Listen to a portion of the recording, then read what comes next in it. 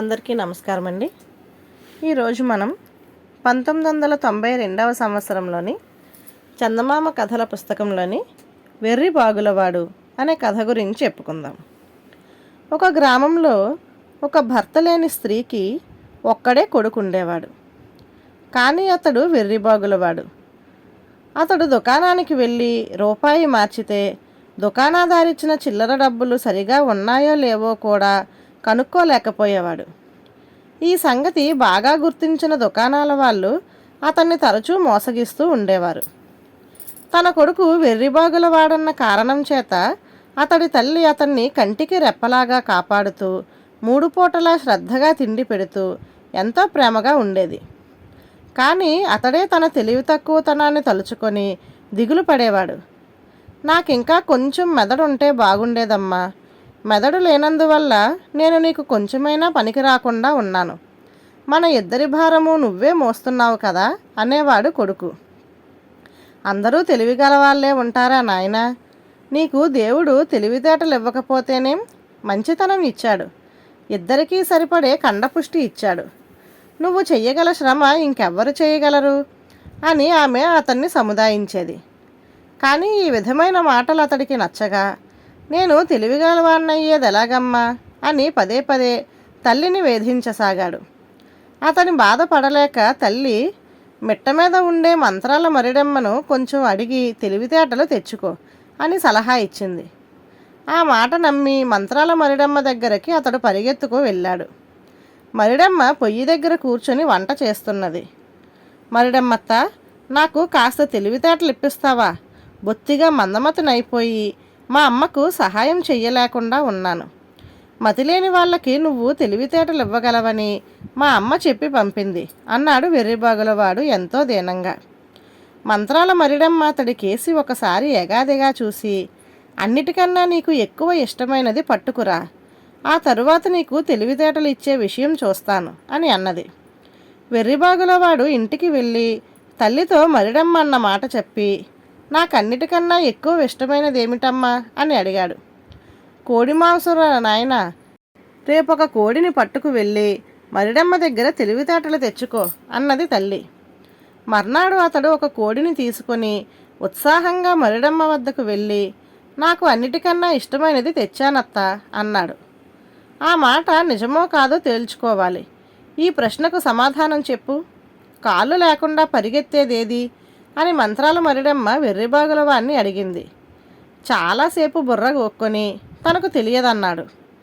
అయితే నువ్వు నీకు ఎక్కువ ఇష్టమైనది తేలేదు, వెళ్ళి ఇంకోసారి రా, నీకు అన్నిటికన్నా ఇష్టమైనది వెంట తెచ్చుకొని రా అని మరిడమ్మ అతన్ని పంపేసింది. అతడు తిరిగి ఇంటికి వచ్చేసరికల్లా అతడి తల్లి మంచాన పడి ఉన్నది. చాలామంది చేరి చికిత్స చేయిస్తున్నారు. ఏమిటని అడిగితే ఆమె ఉన్నట్టుండి పక్షవాతంతో పడిపోయిందని చెప్పారు. చికిత్సలేమీ పని చేయలేదు. ఆమె కొడుకును దగ్గరకు పిలిచి, ఇక నేను బతకను నాయనా, మరిడమ్మ నీకు తెలివితేటలు ఇచ్చింది కదా, ఇక నేను లేకపోయినా నీ మానాన నువ్వు జాగ్రత్తగా బతుకుతావులే, నేనిక నిశ్చితంగా ప్రాణాలు వదులుతాను అని కన్ను మూసింది. ఆ రాత్రంతా అతడు తల్లి కోసం కంటికి వంటికి ఏకధారగా ఏడుస్తూ, మా అమ్మ లేకుండా ఎట్లా బతకడం, ఇక నన్ను ఎవరు కనుక్కుంటారు, నా అవసరాలన్నీ ఎవరు తీరుస్తారు అనుకున్నాడు. ఈ విధంగా అనుకోవటంలో అతడికి ఒక సంగతి తెలిసి వచ్చింది. తనకు ప్రపంచంలోకెల్లా ఇష్టమైనది తల్లి తప్ప మరేది ముమ్మాటికి లేదు. అందుచేత అతడు తన తల్లి కళేబరాన్ని ఒక గోతంలో వేసుకొని మరిడమ్మ దగ్గరకు వెళ్ళి, అన్నిటికన్నా ఇష్టమైన దాన్ని తెచ్చాను, నాకు తెలివితేటలు ఇయ్యి మరిడమ్మత్త అని అడిగాడు. ఆ మాట నిజమో కాదో తేల్చుకోవాలి. ఈ ప్రశ్నకు జవాబం చెప్పు. బంగారం కాకుండానే బంగారం కన్నా కాంతిగా మెరిసేది అని మరిడమ్మ వెర్రిబాగులవాణ్ణి అడిగింది. వెర్రిబాగులవాడు చాలా ఆలోచించి తనకు తెలియదన్నాడు. అయితే వెళ్ళిపోయి మరొకసారి రమ్మని, వచ్చేటప్పుడు అతడికి ఎక్కువగా ఇష్టమైన దాన్ని తెమ్మని మరిడమ్మ అన్నది. వెర్రిబాగులవాడు తల్లిని సంచితో పాటు భుజాన వేసుకొని ఇంటి దారి పట్టాడు.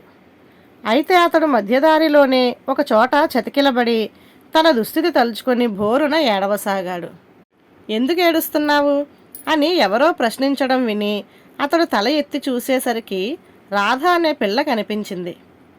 అతడు ఆమెతో తల్లి చచ్చిపోయి తన అసహాయ స్థితిలో ఉండటము, తనకు తెలివితేటలిచ్చే మంత్రాల మరిడమ్మ అడిగిన ప్రశ్నలకు తాను సమాధానాలు ఇవ్వకపోవటము చెప్పాడు.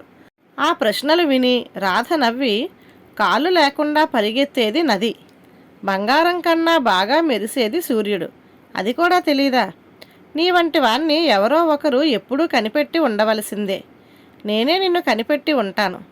తెలివితేటలు లేని వాళ్ళు భార్యలను బాగా చూస్తారని పెద్దలు చెబుతారు. నన్ను పెళ్లి చేసుకుంటావా అని అడిగింది. నీకు అభ్యంతరం లేకపోతే నాకిష్టమే అన్నాడు వెర్రిబాగులవాడు. సంతోషంగా వాళ్ళిద్దరూ పెళ్ళాడారు. రాధ అతన్ని తల్లి కన్నా బాగా కనిపెట్టి ఉంటున్నది. అతడు కూడా రాధ చెప్పిన పనులు ఎంత బరువైనా చేసేస్తున్నాడు. ఇద్దరికీ జంట బాగా కుదిరింది. ఒకనాడు అకస్మాత్తుగా వెర్రిబాగులవాడు ఒక సంగతి తెలుసుకున్నాడు. తనకు ప్రపంచంలో తన భార్య కన్నా ఇష్టమైనది ఏదీ లేదు. అందుచేత అతడు వెంటనే రాధను వెంటబెట్టుకొని తిన్నగా మంత్రాల మరిడమ్మ వద్దకు వెళ్ళాడు. అత్త, ఈసారి నిజంగా నాకు ఇష్టమైన దాన్ని తెచ్చాను. ఇప్పుడైనా నాకు తెలివితేటలు ఇయ్యి అన్నాడు. అలాగా, అయితే చెప్పు. కాళ్ళు లేకుండా పుట్టి మొదట 2 కాళ్ళు సంపాదించి చివరకు 4 కాళ్ళు తెచ్చుకునేది ఏది అని మరిడమ్మ అడిగింది. వెర్రిబాగులవాడు బుర్ర గోక్కోవటం చూసి రాధ అతడి చెవిలో కప్ప అని రహస్యంగా చెప్పింది. కప్ప అన్నాడు వెర్రిబాగులవాడు. పర్వాలేదు, నీది మట్టి బుర్ర అయినా నీ భార్యది తెలివైన బుర్రే. దాన్ని మీరిద్దరూ పంచుకొని సుఖంగా ఉండండి అని మంత్రాల మరిడమ్మ వాళ్ళిద్దరినీ దీవించి పంపేసింది. ధన్యవాదాలు.